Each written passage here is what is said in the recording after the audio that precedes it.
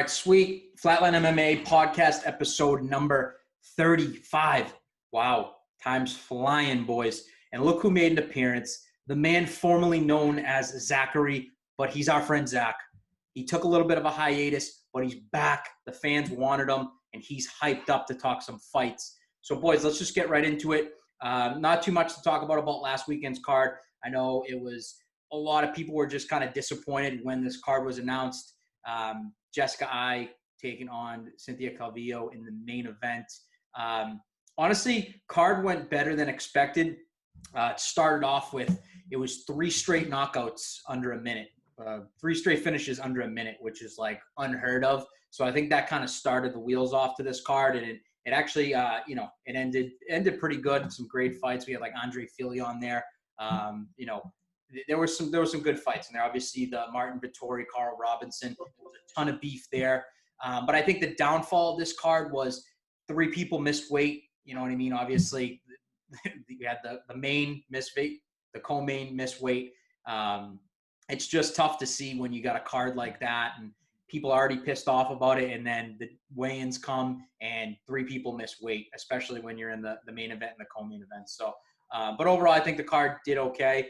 I think one of the higher notes in there, Charles Rosa, who got absolutely dismantled in his last fight by Thug Nasty, big decision win. So happy to see him. Obviously, he's a local guy, so glad to see him get back in the win column here. But yeah, we wanted to kind of look forward to this weekend here. We have another UFC fight night. This one's a little bit better. So we got, again, it's going to be held at the UFC Apex. We got headlining Curtis Blaydes taking on Alexander Volkov in a huge heavyweight bout. A lot of implications there. Co-main event slot, we got Josh Emmett taking on Shane Burgos, which is a humongous fight. Love that fight overall. And then I guess we can just let's just get started, really. If you take a look at the prelims here, Roxanne Modafferi taking on Lauren Murphy. I think two vets of the sport here. I really like this fight. Obviously, Roxanne coming off one of the biggest wins of her career. I think she definitely earned a lot of respect in her last fight. Obviously, Lauren Murphy, a veteran of the game. So super excited to see these 2 flyweights go at it. I think in that division, it's pretty slim pickings for, title fights here. So I think any fight in the flyweight division is, getting yourself one step closer to a title fight here. I don't know, any other fights in the prelims, guys, that kind of stick out to you? Just some fighters to watch out for. I like watching Courtney Casey, Tisha Torres, Clay Guida. Yeah, love watching him fight. So those are a few people that I would look out for. Yeah, overall, not bad prelims. Definitely some names to watch out for, some up-and-comers there. Just excited we got fights going on, boys. So let's just get right to the main card. Starting off, we got a vet, Jim Miller, taking on Roosevelt Roberts. We don't have to get into that one, but that's at a catch weight. I'm actually not sure why that's at a catch weight, to be honest. Next, we got Bilal Muhammad taking on Lyman Good. That's going to be a good one. I can see that one possibly being a fight of the night. If you look at the co-main and the main, you might not say that, but Bilal Muhammad always comes to fight, and Lyman Good he's tough to put away. So I'm looking at that one as a sleeper fight of the night. So those 2 guys, that's a big welterweight bout. Those are 2 guys that are kind of streaking through the rankings here. So excited to see that. Let's just get right into the co-main event. I want to dive into that. Josh Emmett taking on Shane Burgos. Guys, this is friggin' knockout of the night written all over it. When Emmett touches you, you go to sleep. We've seen it in his last 2 fights. He one-punched Michael Johnson, one of the most terrifying knockouts I've ever seen. And then his last fight, he got the job done against Mirsad Bektic, who, again, is a rising prospect, and he put him away, TKO'd him. So what do you guys think about this one? Because I'm super stoked about this one. Yeah, it's going to be a really fun fight, especially their styles. Yeah. They're both really good strikers. I think this one, it's just whoever gets the punch first. Yeah. So Emmett's got some incredible power. And Burgos, he's on a 3-fight win streak. He's got some knockout victories. yeah, I think it's just going to be fun overall. Yeah, this is one where, you expect this to be fireworks. You expect someone to go to sleep in this. Yeah, I mean, I think this one too, definitely you got a guy in Burgos who, if you look at his record, right, he had that really one setback against Calvin Kattar, and you're looking at a 14-0 record by him. So Burgos has been on an absolute tear. He's coming off went over Cub Swanson and then Makwan. So obviously two big names there. So I'm super excited to see Burgos back in there because he's guy's a killer, man. And I've always been a fan of him. And I think Emmett, how can you not love the guy? He puts people to sleep. He puts on entertaining fights. This guy does not go to decision. He does not care about that. He doesn't care if he goes to sleep. He just puts on, great fights. So, Zach, I don't know. What do you think about the co-main here? I think it's an underrated co-main for sure. Yes. I think, Emmett had that tough loss to Stevens. I think he was out for a while after that because he got a skull fracture, something absurd, right? And then since he's been back, he's looked awesome, dude. I'm excited to see him back. And I think that both these guys, whoever wins, is going to be definitely within the top 10 after their win. Yeah, 100%. You got to look at someone like Josh Emmett. He was on a tear. He ran into Jeremy Stevens. Obviously, we all know what happened there. It was a horrifying knockout. But he also had Stevens in trouble in that first round. So it's like you cannot overlook Emmett and what he has. He can put anyone's lights out at any moment. So I think for this one, there's definitely high expectations. Like Zach said, I think this is going to kind of catapult whoever really, higher up in the rankings here. So excited to see this one. Excited to see a knockout. So yeah, this is going to be exciting fight. Can't wait for it. And then let's just get right into the main event. We got a big heavyweight bout. Curtis Blaydes taking on Alexander Volkov. Guys, we could talk about this one all day. We have two really different styles of fighters here. We got Curtis Blaydes, who is a overpowering wrestler, right? Someone who can smother you, kind of Khabib-esque. He's, kind of like a Daniel Cormier type. And then we got Alexander Volkov, who's a kickboxer. Who's how tall is he, Kev? What is he, 6'9" or something ridiculous like that? Yeah, he's like I could look it up, but I think he's like almost 7 feet. Almost 7 feet tall. It's just kind of absurd here. And you look at both of these guys, and let's just look at Curtis Blaydes, for example. He's 6'7". Yeah, that's ridiculous. Something ridiculous. So he's you don't see that too often in MMA. But you take a look at Curtis Blaydes. He had the one setback versus Francis Ngannou, right? The rematch. Again, he got knocked out early in that, but now he's on a 3-fight win streak, right? So he's someone that I think can give anyone in the heavyweight division trouble just because of his wrestling. He's athletic. Like I said, he's that Daniel Cormier type where, he's going to take you to the ground and he's going to maul you. And then Alexander Volkov, obviously, coming off that win against Greg Hardy, in his backyard. He was coming off that loss of Derek Lewis, that devastating knockout. But before that, he was on a 6-fight win streak. So both of these guys are super dangerous. Let's dive into it. What do you guys think of this one? Yeah, like you said, it's that classic matchup of a grappler versus striker. I think in this case, Blaydes' wrestling is probably a little bit better than Volkov's striking. I think he's going to be able to take him down and kind of do what we typically see him do with the ground and pound and that type. But, yeah, I think I'm going with Blaydes for this one. Blaydes, okay. Zach, what about you? No, I was impressed with Curtis Blaydes' last performance over Junior Dos Santos, And even though Volkov is 3 inches taller than him, Blaydes has some ridiculously long arms. I think they're both like 80 or 81 inches.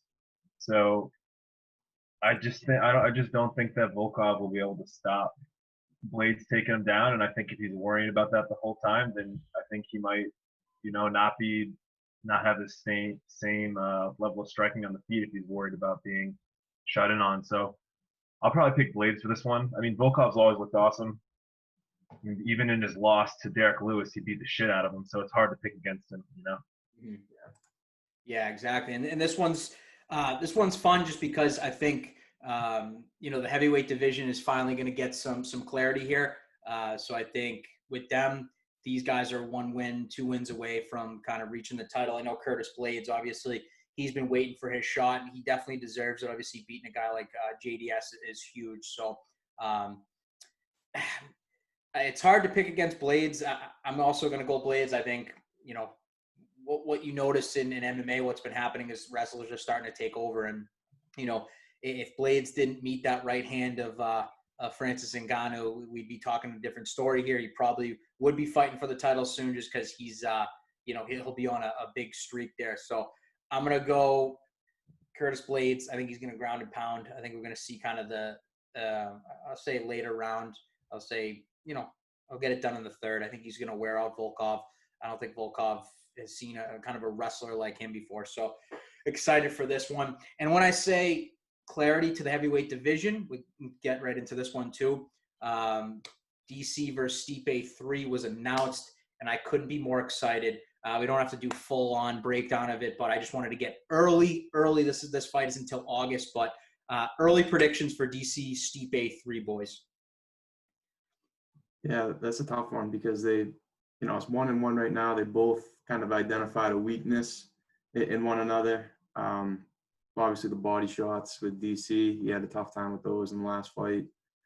But I think if DC can incorporate more of his wrestling, like his corner was calling for in that second fight, because he wasn't doing too bad with the striking, I think he gets the win.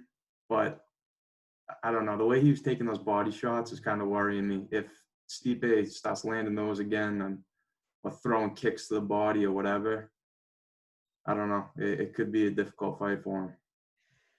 Yeah, you're right. I actually, the other day, I was actually watching the fight. Obviously, hell of a fight. DC just ragdolling Stipe in that round 1. Lifted him up over his head and flipped him over. That's something. Who does that to Stipe? So I just think. He's done that to so many people, though.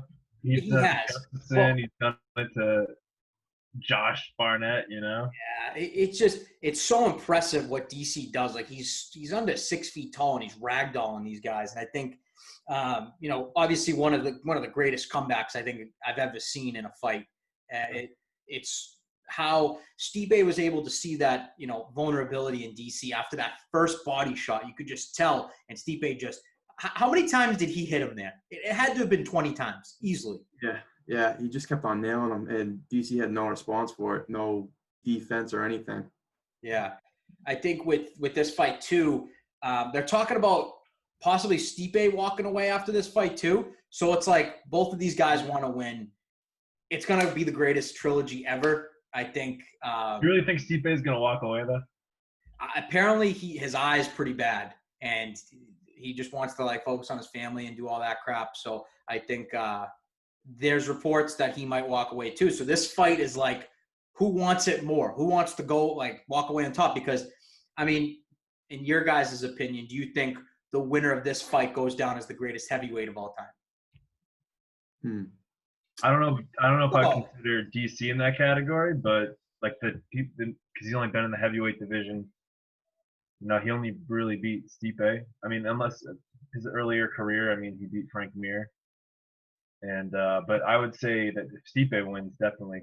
I would say he's already in that category with his wins up until DC. So DC, I wouldn't say so, but Stipe definitely. His resume in the heavyweight division is the best out of any heavyweight that's been around. I just look at DC too from his early days and what he did do when he was in Strikeforce, and him coming in and beating everyone up in the heavyweight division, winning that belt. Obviously coming to 205. I think DC's kind of the biggest what if. It's what if he stayed heavyweight his whole career? He didn't want to do it because of Kane, which I respect that. But I don't know. If he wins, he's a 2-time heavyweight champion, beat arguably the greatest of all time in Stipe, not once, but twice. It's tough to maybe not heavyweight division, but it's tough to not put him in pound for pound GOAT list after if he wins, obviously, because that's what he's done is impressive. Double champ, right? He did defend both of his belts, so he's in the Amanda Nunes category. He didn't do them simultaneously like Nunes did, but he still defended his light heavyweight title and he defended a heavyweight title, and that's that's up there with Nunes and Cejudo. That's it. So I don't know, but I think if I'm gonna do early predictions, I think DC is gonna utilize his wrestling a lot. I think he's gonna try to avoid having this on the feet, and I think he's just gonna wrestle Stipe, get him tired. I think we're gonna see ground and pound. I know Stipe has incredible takedown defense, but we saw in that first fight that Stipe can be taken down, and I think when DC's on, DC's on. I think he beats anyone in the world not named Jon Jones. That's personally my opinion. I'm sorry, DC. I love you, but you beat every human in the UFC other than Jon Jones. I think that style matchup for you isn't there. What I love also, Zach, let me get your prediction. Who do you got first, and then I'll get into it. I'm gonna pick Stipe. Okay, all right. I think the body shots DC in his whole career is always, even back to his very first heavyweight fight against Frank Mir, he does not like getting hit in the body. I think Stipe finally realized that after his 2 fights. I think that he'll be able to fend off the takedowns long enough to put him away with the body shots. I mean, we'll see. I think that he had a hard time dealing with DC in the clinch, and that's how he got knocked out last time, coming out of the clinch. Yeah. I'm excited. I wish that they would have done a different matchup, just so there was more time in between. But I guess DC is not getting younger, so. Yeah, exactly. Yeah, I think. I mean, personally, what I would love to see. I mean, as much as I just said he can't beat Jon Jones, I'd love if DC won, grabbed the mic and said, "Jon Jones, come up to heavyweight," because I would like to see that matchup. I think if you look at it that way, I don't think DC beats Jon Jones at light heavyweight. I think the weight cut's too much for him. The style matchup's just ridiculous there. But I think DC at 250 pounds versus Jon Jones, I think anything can happen there. But I don't know. And I think Stipe deserves the Jon Jones fight too. I think Jon Jones' next fight should be at heavyweight. That's what I believe. So I'd love to see one of them call them out and not retire. I think that'd be cool. Obviously, everyone's talking about Jon Jones Francis. Apparently, that's never happening because Jon wants a ton of money, and everyone's in a dispute with Dana right now. Bringing up our last point, what do you guys think of like the whole Jorge Masvidal situation? Do you think it's going to get resolved? He obviously just got passed up for the welterweight title from Gilbert Burns. Do you think, Jorge priced himself out because he didn't want to fight Usman? What do you guys think with the whole situation? Yeah, I think as a fighter, there's such a short window on your career, and especially like the time that you're relevant as well. Yeah. And like right now, with him getting the Till win, the Askren win, the BMF title, if he wants more money, he has to continue to fight. Yes. That's the only. I don't think sitting around negotiating, especially. How old is he now? He's got to be pretty old. Jorge, yeah, he's fighting up forever, dude. Yeah. Yeah, he's been fighting forever, so he could be younger than probably I'm thinking, but he's 35, so he's getting up there. Yeah, so he's probably got like realistically maybe like 3 years left in the sport. Solid years, yeah. I don't know. I think he gave up a big opportunity to because if he beats Usman and he wins that belt, then he's got the ultimate, negotiating tool for him. He's got the belt. He can call the shots. He can ask for more money. He can hold up the division. He can do all this stuff. But I think without it, he's going to get passed by. Yeah. Yeah, I'm just disappointed because it's like he had obviously one of the best years you'll ever see as a fighter. You know what I mean? He had one of the greatest knockouts ever. He beat Nate Diaz and took his own belt, whatever you want to call it. Belt. Yeah, and then he beat Till, in his own backyard, which is friggin' crazy. And I think his star power was at its highest in the sport. He was behind like a Conor McGregor, behind a Khabib. Everyone, knows who Masvidal is now. But I think now people, obviously it's not the case that I don't think he actually ducked anyone, but I don't think he wanted to lose his star power to a guy like Usman, who he knows what's going to happen in that fight. Usman's a different friggin' animal, but it's just the fact that who can Jorge fight next that brings him that star power? You know, I hate to give Colby credit, but Colby's right. What was Jorge waiting for Conor to call him out after his Cerrone fight? Was he waiting for Nate Diaz to do a rematch or something like that? And that's kind of what Colby said. Colby said, hey, Jorge's gonna price himself out because he doesn't want to fight Usman, and he's waiting for a big money fight like Conor or Nate. When this whole time Jorge said he's coming for the belt, his career's coming to a close in a couple of years. He wants the belt, and now he just got passed up for Gilbert Burns, who's already fought friggin' 3 times in 2020, and we're still waiting for Jorge to come back. So super disappointing because I think I was really looking forward to Jorge Usman because I think that's just there was beef there. Now it's like, what happened to Jorge Colby, Jorge Woodley? There was so many fights available for him now, but I don't know how much money he's asking for. I don't know. Obviously, we don't know anything about it, but I don't know. What do you think happens with him next? Do you think it gets resolved? Do you think this is going to be one of those things where he's not going to fight this year? I mean, what do you think is going to happen? I don't know. His options are kind of whittling away. Yes. Conor just announced his retirement. It's probably not real, but that fight goes away for him. Covington's in talks with Woodley right now, so those 2 opponents are gone. Burns is going to be fighting for the title, so the title fight's gone.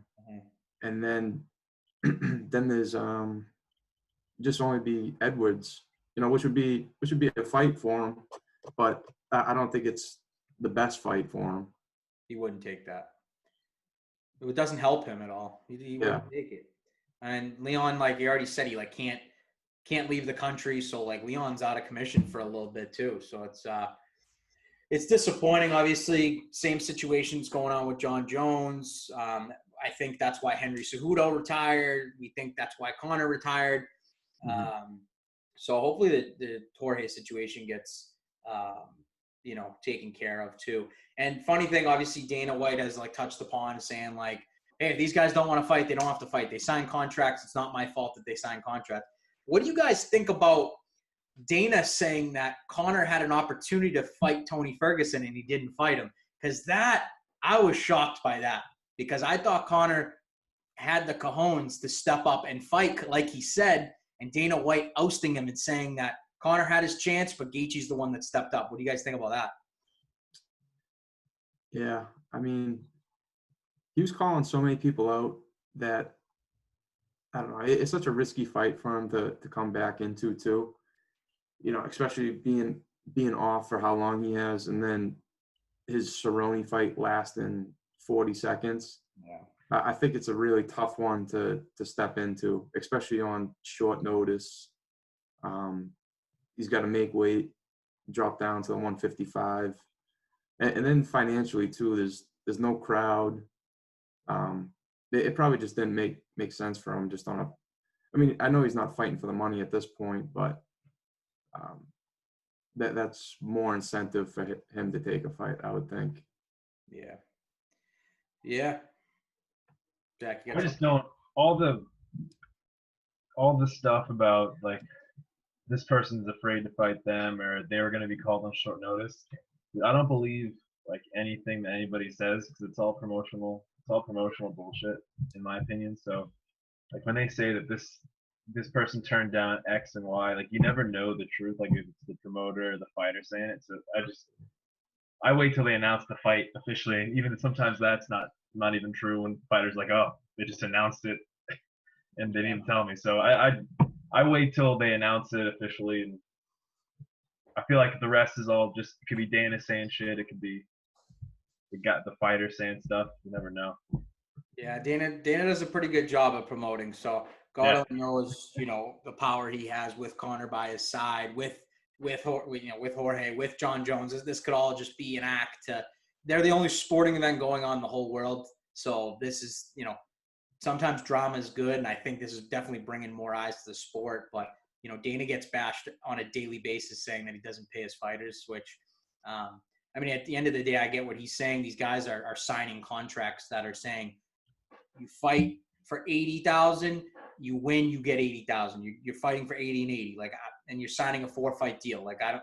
He just said Jorge Masvidal signed a 7-fight deal after the Nate Diaz fight, but now Jorge's complaining about money. So like, I just don't get why he's complaining. I mean, that's my thing. And like Jon Jones, you've been in the sport for so long. You get making that championship money. You know what I mean? He's making $500,000 every time he steps into the octagon. It's like, Who's negotiating their contract if that's the problem, you know? Like, exactly. Obviously we don't know the logistics of it. And like, I know boxing, like they did a comparison. I think whenever the fight was, Canelo made 35 million one night, and then it was like Jon Jones made 500K. So like, I get the discrepancy between the two sports, but at the same time, it's like you're signing a contract, and negotiate or do what Demetrius Johnson did and go to one championship and make $1 million like he did. He's the smart one right now. Look at what he's doing. He's fighting for $1 million. God only knows what else he's making, and he's destroying the competition over there again. So, but yeah, a lot of good stuff coming up. Some great cards coming up throughout the summer. Obviously, the absolutely stacked UFC 252 card. That's going to be huge. We have not this week, coming up the next week, Poirier Hooker. That's going to be a great fight. I can't wait for that one. So many insane fights this summer. The UFC is really, getting everyone through this quarantine. Really the only sport going on in the world. So props to Dana White. There's a shit ton of good fights. Hopefully everything stays cool. But I can't believe they actually got through this time. They're getting the fights off. This is crazy. Boys, anything else? No. All right. Until next time, Flatline MMA. Peace.